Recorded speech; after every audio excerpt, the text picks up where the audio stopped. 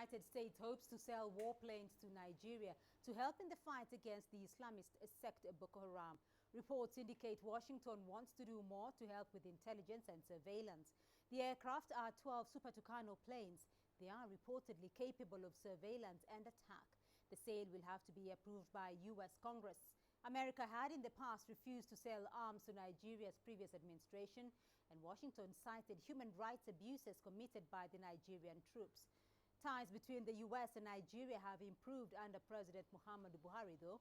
The Nigerian army has claimed great gains against Boko Haram in recent months, but the fight against the militants continue. Let's get you more on that story now, and I'm joined live from Washington, D.C. by CCTV's Daniel Ranges. Daniel, human rights have been the main reason why the United States has said no to previously selling attack planes to Nigeria. What's changed, though? Well, I think that the relationship is on much more of a continuum than it was under the latter stages of Goodluck Jonathan's administration, and that the US is seeking to influence and also improve Nigeria's military capabilities down the line. They are, of course, going to be concerned that the Nigerian military continues to professionalize and moves away from those previous practices of occasionally committing human rights abuses that were of grave concern to human rights groups here in Washington. This is an ongoing project, but I think this sale, or the apparent news of this sale, would indicate that the Americans are somewhat confident that things are moving in the right direction under the new administration, and that they want to continue to have a good military relationship given their overlapping interests in defeating Boko Haram and creating the conditions for much improved security in Nigeria.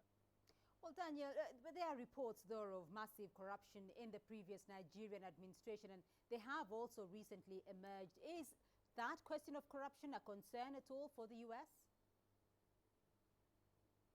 Well, I think given the high-profile nature of this relationship and the activities of the previous administration, I think the Americans will be looking for some reassurance and also using this as a kind of test case to see that the transparency mechanisms are in place.